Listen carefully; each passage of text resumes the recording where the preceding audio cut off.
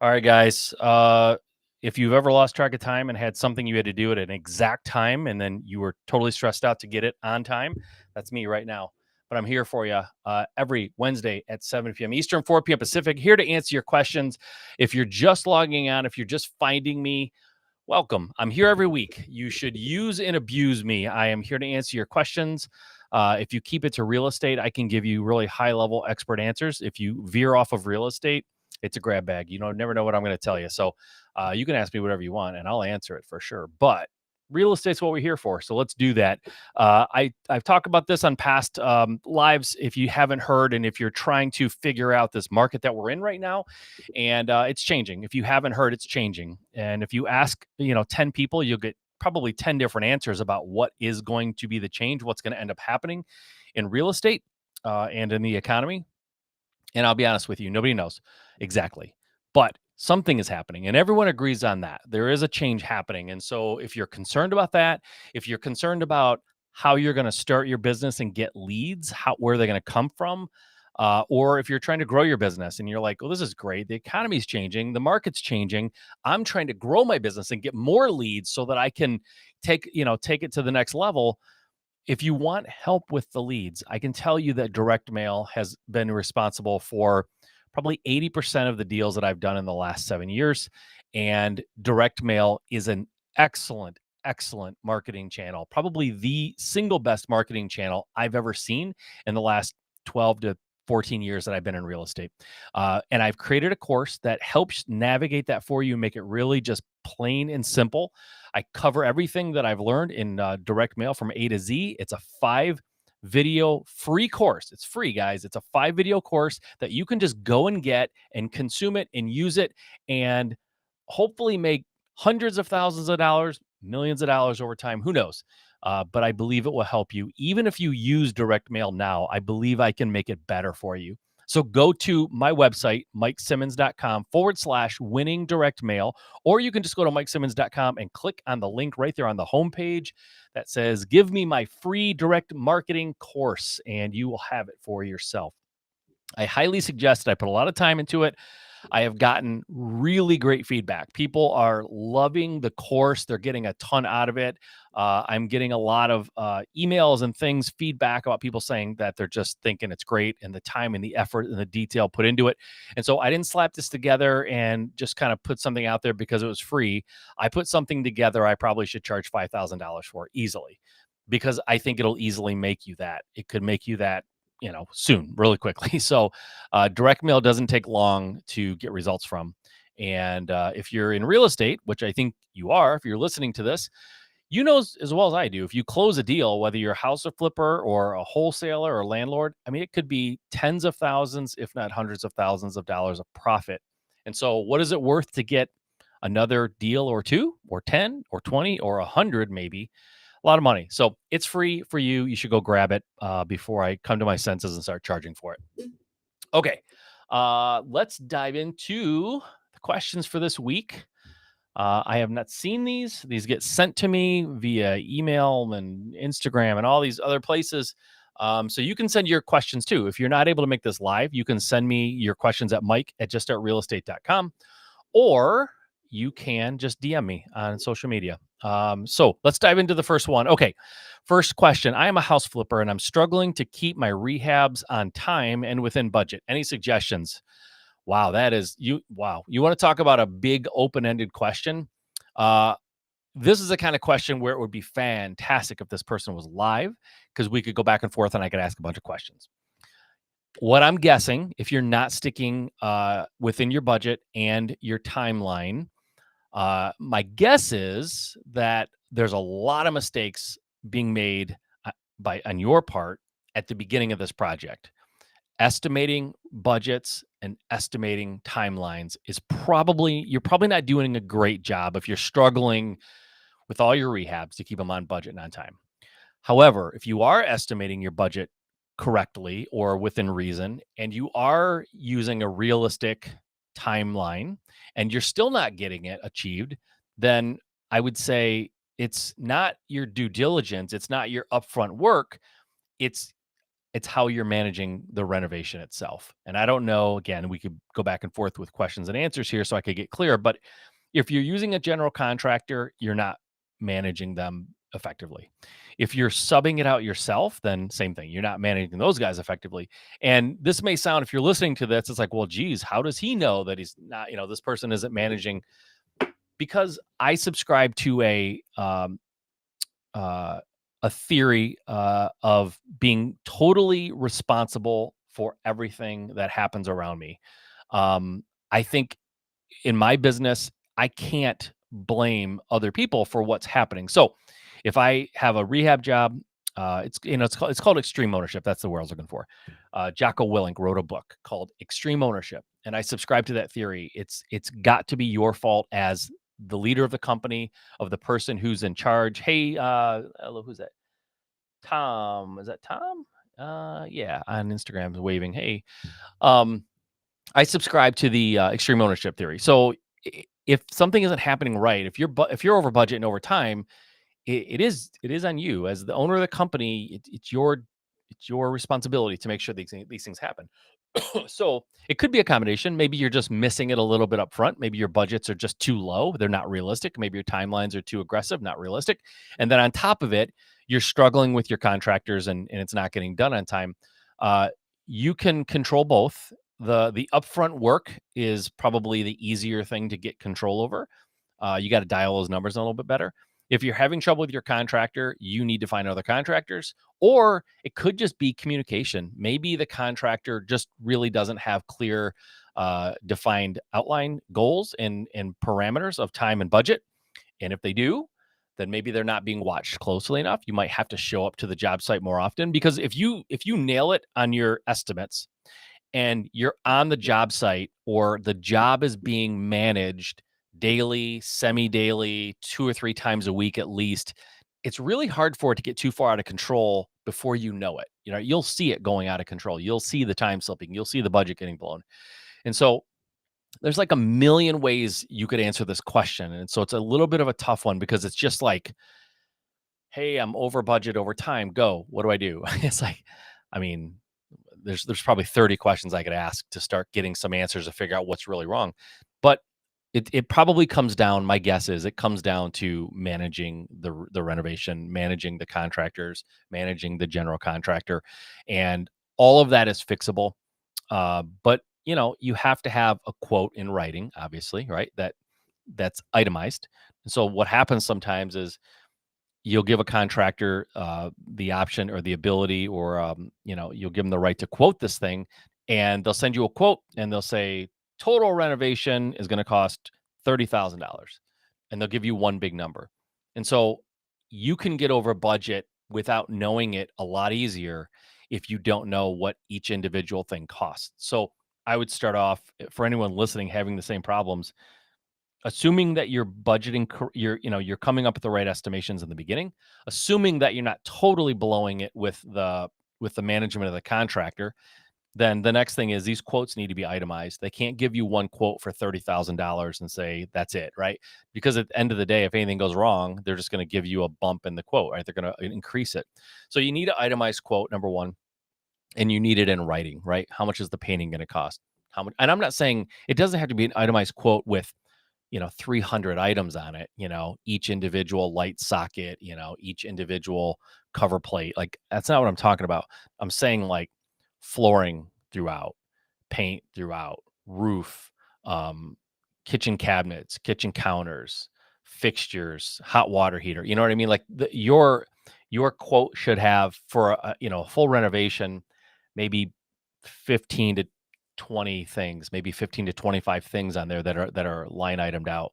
I suggest that they break out materials and labor differently, right? Two different columns, one for material, one for labor. So you always know what they're charging you for that stuff. Um, and then that should be in writing. And then the timeline too. It's not just enough to say, hey, I think this should cost $30,000, and they give you this itemized quote, and it all comes to about $30,000. It sounds great. You get going and you realize there was really no time frame that was established and agreed upon. The timing should be on the quote as well. That has to be on there. So it's $30,000. Here's the itemized list, and I will have it done in 4 weeks. That's what I would do. The other thing that I have done in the past, and I think it's quite effective, is I give a penalty for being late on the job, and I give a bonus for being early. So in this case, they said it would take 4 weeks. For every day that they get it done early, it's another $50 or $100, whatever is appropriate to you. For every day that they're late, the same penalty is enforced, right? So if let's just say you give them $100 for every day they're early, you're going to charge them $100 for every day they're late, and you have to stick to that. And the way that you charge them is you don't overpay them; you only pay them for work done. And so at the end of it, you're going to deduct if they're late by a week, you're deducting $700 from whatever you owe them at the end of this thing, right? Whatever's left over. So that's how you can help kind of manage the timing. As far as budget goes, I would say any overage or any addition to the quote over $50 or over $100 or whatever you want to set it at has to be approved by you before they do it and before they buy the materials. So it's really, if you do that, it's really impossible to go over budget significantly without you having seen it, you having approved it, and everyone knowing what's going on. So if you do those things and you still go over budget, then you're just totally missing it in the beginning. And my guess is you know whether or not you missed it on the initial estimate or if it's getting blown during the renovation, like during the project, because the contractor is just dragging their feet or they misquoted something and now it's going to cost more. So you probably know if it's more on the management side or more on the estimate side. But it's important. I mean, you can't be over budget and over time on all your projects. It happens from time to time, happens to everybody from time to time, but you can't let that be the norm. Or pretty soon you have this business that should be thriving and should be successful, but it's struggling, and maybe you start having cash flow issues. And there's a lot of ways to fix the problem, but it's hard to do without knowing the exact problem. Like the problems that were stated in the question are very broad, very, very broad. And there's probably, a half a dozen to a dozen reasons for each one to happen.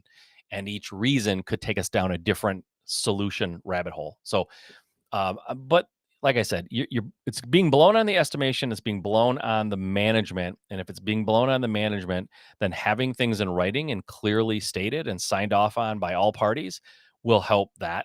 Being on the job every day, every other day, 2 or 3 times a week at the least, being on the job that often, like you can do an awful lot of things to get your arms around and kind of build a wall around these problems so they don't get out of hand. But you got to be there. You've got to be diligent. You've got to be willing to challenge the contractor on things that just don't sound right to you. So big question there. Okay, here we go. Let's do this. Let's go on to the next one. It sounds like we got a biggie. Let's see here.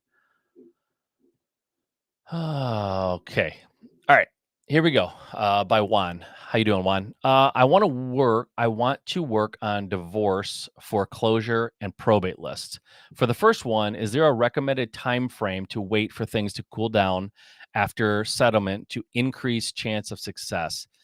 Um, no, I think for divorce, I would hit them as soon as it hits the list. Like as soon as that niche list they show up, I would hit them immediately because yeah, they might get more motivated as time goes on, but emotions are pretty high in the beginning, and I would hit them right then and there because sometimes that's the thing they want to get off their plate, and it's the easiest thing to get off their plate. So I would actually hit them right away. I mean, but with that, I would hit them right away, and then I would give it time. Then I would probably give it, I don't know, time frame. I've been through a divorce. Let's see, how long did it take for before things cooled down? I don't know. In my state, it takes 6 months to kind of go through that process. So I think I would wait 90 days. I would hit them immediately, and then I'd probably wait 90 days and do it again. Because usually in the divorce settlement, there is a decision that's made on the house, whether somebody's going to keep it or if it has to be sold, and it's sort of like the equity is split. That's decided then. So I would I would probably go immediately, and then I would try again in 90 days. That would be my first move, probably. Okay. Part two. That was number one. Part two. For foreclosure and probate, do you have any recommendations to build the necessary knowledge to better serve and assist people going through these types of crisis? So there is, if you go to, I want to say it's leadfusion.com, and fusion is spelled with a Z in this case, leadfusion.com. That's a skip tracing service, but it's two guys, and one of the partners is a probate and foreclosure expert, and he's the best in the business. So I would reach out to Lead Fusion and say, "Hey, I want to start working foreclosure and probate leads. What can you tell me that I can do to educate and become a resource for these folks, so that they will know, love, and trust me, and I can talk to them about eventually buying the property." There you go. I just put it in the chat, and so hopefully you can see that leadfusion.com.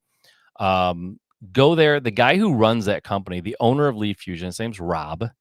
And if you say Mike Simmons sent you and you want to get in touch with him and his partner about probate and um, helping homeowners become better educated and talking to them about their deal, about their properties, uh, he will help you.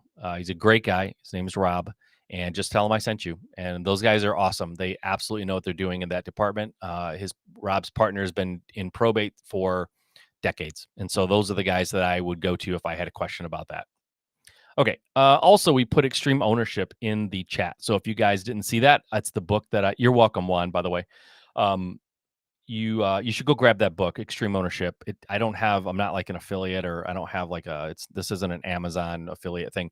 I'm just telling you that book changed my outlook and my perspective on business and on how I conduct myself, not only in business but personally. Right? I think if everyone took more that book and the lessons in that book very seriously, I think we would solve a lot of problems in this world, both professionally and personally and politically. It would be awesome. So, anyways, it's a great book. It changed the game for me. All right. If we could dive into the next question, please. Next question. Our business is growing and we need to hire some key people, but I don't really want to manage more employees. Thoughts? Well, depending on where your business is, if you're talking about you have one VA and you need to hire two more people, you're going to be managing more people. If you have a team of five and you're running this business that's sort of like creeping up to seven figures, and you have the cash flow, I don't like managing people really either, to be honest. And so my business had to get to the point where I could hire people who were super good at what they do, and they could then hire and manage, or I could hire and they could manage. So when you're small, you kind of need to manage. Now, there's the one way around that is there are services out there, there's companies out there that will, for example, help you hire a VA, and they will help manage that person. So they'll help you identify the talent. They will train them for you, and then they'll do ongoing training. It doesn't You're not completely hands off with the management side, but if there's something if somebody has to be let go, for example, that company will let them go. Like, they'll handle that. They kind of act as your HR department. You're going to have to give them direction day to day, unfortunately, until you grow to a point where you can move a level up, right? In the beginning, it's all like this flat thing. It's a flat company. You're doing everything. You start hiring people, it's still flat, right? Because maybe you're good at sales, you're acquisitions, and then you hire a project manager to handle your flips, and you handle this, person to answer the phones, but you're all kind of on the same, you're the owner, but for all intents and purposes, you're working on the same org chart level as them. And then as you grow, you can bring people in to sort of like manage the team. That person then can manage your people. But in the short term, you have to do it. And the real trick here is, I was being interviewed today on a different podcast other than mine, and they were asking me about hiring and managing. And I said, the funny thing is you start a business like a real estate business, and you get good at marketing. You get pretty good at sales.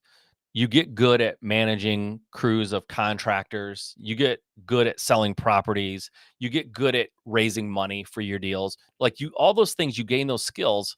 And then as you grow and you start hiring out a lot of these positions, you're not being asked to be good at sales, and you're not being asked, or you don't need to be good at project management.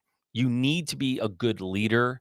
You need to be someone who can inspire your team. You need to be someone who can become effective at hiring.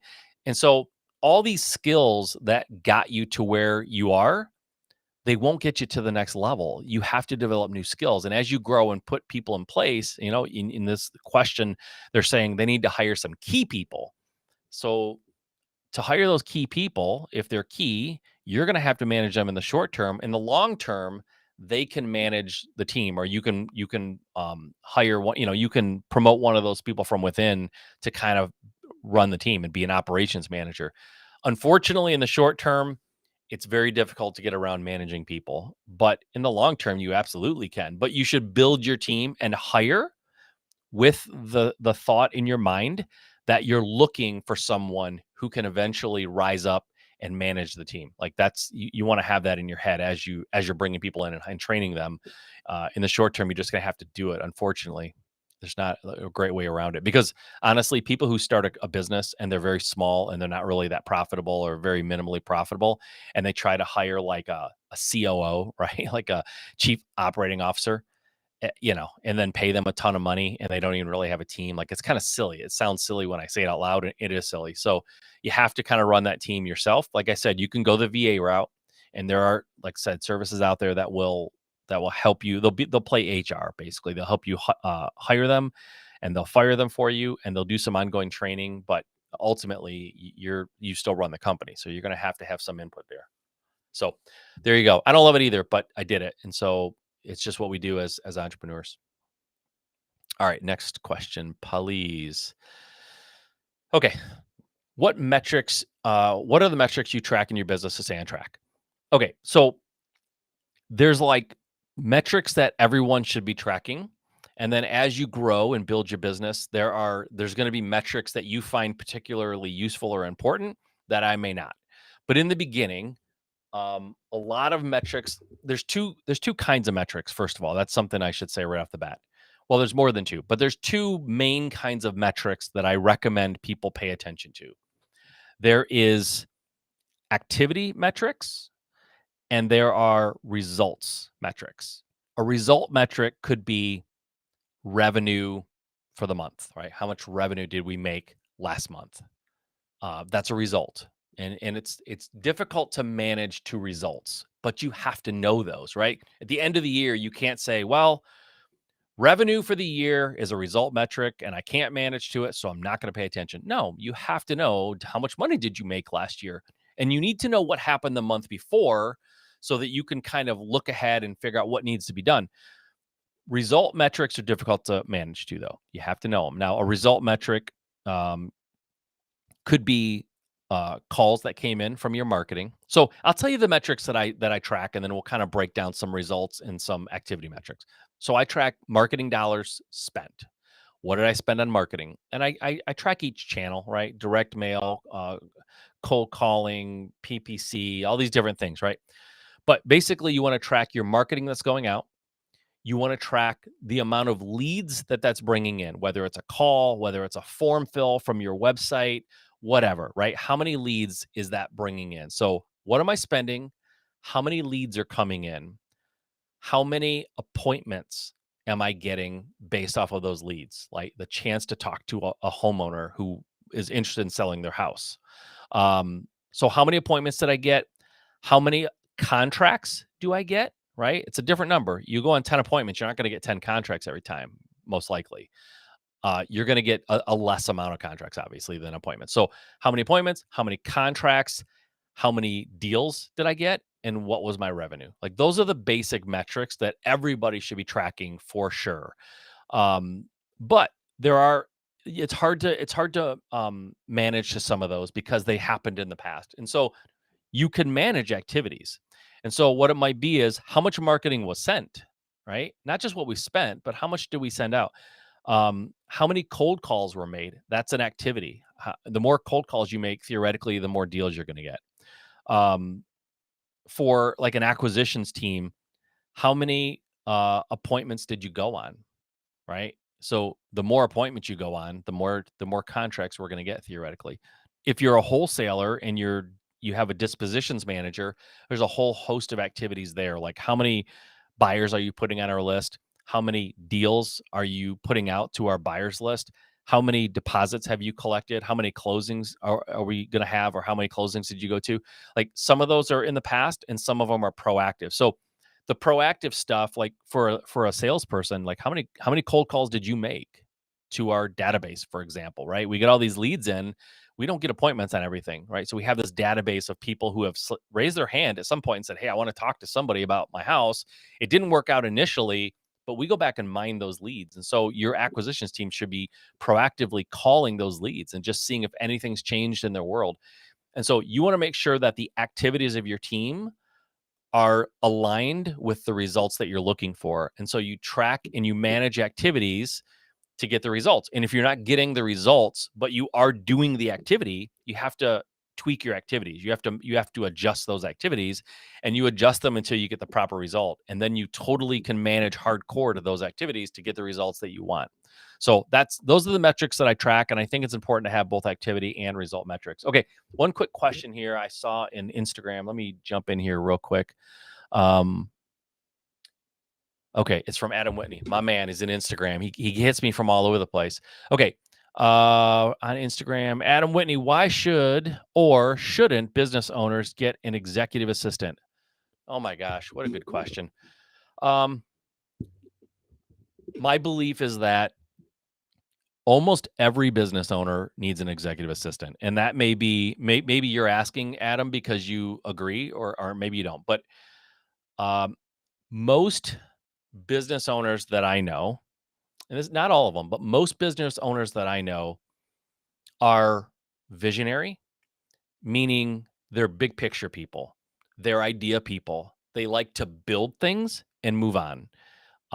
They don't have the capacity to manage details. They don't have the capacity to see all the details. And when I say details, I'm talking about emails specifically. Like if I just grabbed randomly 100 entrepreneurs who run a business, big or small, and I said, how good are you at keeping track of all of your emails and replying to the important ones and not missing anything if no one helps you? And I would be willing to bet you, of the 100 that I grabbed randomly, at least 90 of them would say, I'm awful. I can't keep up. It's overwhelming. I miss it. I eventually ignore them because I get overwhelmed and it's like an avalanche. Like I can't, right? And so usually when people hire an executive assistant, one of the first things that they give them is control of that email situation because they're missing stuff. And I'm not only no exception, I am probably one of the biggest offenders. So I think most business owners need an executive assistant to help them wrangle in all of the details of their life and their business so they can truly focus on business building activities, money generating activities, uh, checking your emails and making sure all the important ones are categorized and put in the right folders and it's all brought to your attention. That's important. You need to do it because there's certain emails that if you miss it, it's a catastrophe, right? But that's not what most business owners are hardwired to be great at. It's just not what they're great at. And so you need whatever you're great at, anything that distracts you from that, whatever you do to be great in your business, in your life, whatever that is, anything that pulls you away from that activity or those activities should be given to an executive assistant. So I firmly believe that. I waited way too long. And now that I have one, and I've had one for several years now, she's awesome. She is making sure that all these questions get put in front of me right now. Like there's no way I could manage it. And partially it's because I'm talking, I'm live, and it's a lot to do, right? But she makes sure that I don't miss anything that would be a catastrophe. I mean, she makes sure I don't miss anything, period, but certainly not things that would be a catastrophe. So, Adam, it's a great question, man. I don't know for sure if you have an executive assistant. I suspect you probably do because you're a sharp guy. You're a military guy too, right? You may have more detail than I do, or you may have more detail than the average entrepreneur, but I think most entrepreneurs that I know are slightly scattered and a little bit of a mad scientist, frankly. So we need those details to be wrangled. And so yeah. Anyways, I think everyone needs one who has a business. I really do. Even if it's a small business, even if you're not you're not crushing it, at the very least, get a VA and have them at the very least just monitor your email. Just watch the email. Make sure that you're seeing everything, right? Could be part-time, few hours a day, whatever to start out. It's not super expensive, but I think it will change your life if you get an executive assistant, even a part-time one in the Philippines, it'll change your life. So I think you should do it. It's a great question. Thanks, Adam. And thanks for doing it on Instagram. Now I know I see people joining, but not a lot of questions. So there we go. You got it. All right. Next question, please. All right. Next question. I think it's going to be the last one, unless we get a live one. What do you think of investing in senior living properties? Um, I think it can be extremely lucrative. It can be an awesome, awesome business. I think the model is strong, and I did it. I did it for about a year, and the potential of that business was staggering. Like it can just be incredibly, incredibly a great investment. But here's what happened with mine. I had to partner with somebody because I am not in the healthcare industry. So number one, somebody on your team or somebody that works for you or somebody you partner with needs to be in the healthcare industry because it's a relationship thing. Running a senior care facility or an adult foster care facility, whatever you want to call it, requires relationships with doctors and hospitals and other senior living facilities to get residents in your facility. And if you don't have that healthcare connection or those healthcare contacts, it's not going to work, right? So somebody has to be in that position. But here's the thing with adult foster care facilities or senior living properties, the ones that I was involved with needed 24/7 nurse to be on staff in the building. And so whether you have one resident or 6 or 10 or however big your facility is, there has to be a full-time nurse. So when you have one person, and I was doing these in single family homes, right? They could hold up to 6 people. So if you had one person there, you had to have a full-time nurse. So one person living there, one resident was you just hemorrhage money. You can't make money. At 2, you're losing money. At 3, you're breaking even. 4, you're making money. At 5 and 6, you're making a lot of money. And so the idea is you want these houses to be full all the time and you make tons of money and it's great. If you go down to one person, you are literally hemorrhaging money. Like you are losing like a lot of money. And I got down to one person for a while and I just said, "You know what? This isn't for me. This isn't working." And so I had to get out of that business and dissolve with my partner and find other places for, certain residents to live. It was kind of a disaster. It sort of blew up in my face and I partnered with the wrong person. Bottom line, he couldn't keep it filled. He said he could and he couldn't. That's it. He couldn't fulfill his end of the bargain. And so it didn't go well. So I say if you do it, it's great. Just remember these are older folks. I mean, there's somebody's mom and grandma and grandpa and dad and all this stuff. So you have to be really, really careful and really, really ethical and very diligent about making sure this thing is staffed properly and it's all licensed and all that, which we were. That was all handled, but we just couldn't keep it filled. The relationships weren't really there. So I say it's great, but the thing that makes it a success or a failure is the relationships with the doctors and hospitals and other senior care facilities. That will make or break it. There's literally no other metric or factor that makes a difference. That's what makes a difference. So if you don't have that, you're gonna have a tough time. Okay. I see. Let's see here. Question from Juan again. Hey Juan. Let's see. Very timely question. You answered for me because I'm considering the assisted living business not only for the business but to have a trusted place to go with my wife if when the time comes. Yeah, be very careful, Juan. I mean, these businesses are just fantastic. They can be great, and they can be very and I know people who've done them very profitably. I know more people who have crashed and burned. I mean, I lost a lot of money in this venture. It wasn't pretty, and what I realized was I'm good at real estate, and I didn't want to be in a business anymore where I couldn't control the outcome. I couldn't control the success or failure. And I realized because I don't have the healthcare industry connections and relationships, I could not control the success and failure. I had zero ability to control it, and I lost a lot of money. So I'm not going to do that again. But if you have those connections, it can be great. So just be really, really careful. It's inexpensive. It's definitely it's feast or famine, right? You're either making a lot of money or you're losing a lot of money. There's not a lot of in between. So just be careful.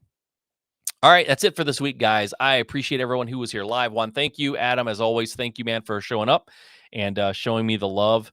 I will be here again next week, so please tune in here, 7 p.m. Eastern, 4 p.m. Pacific. I'm going to answer your questions for you. If you want to send me an email with a question, you can do that. If you want to DM me or send me some other message, you want to smoke signals, call me on the Heart landline or something, which nobody uses anymore, right? You can do that. Mike at juststartrealestate.com is the email address. Send me your questions. I'm happy to answer them for you. And if you missed this on Wednesdays, I do replay this on my podcast. So if you go to Just Start Real Estate on Apple Podcasts or Spotify, wherever you listen to podcasts, you can go and hear the replay. So anyways, guys, until next time, thank you, and we'll see you soon.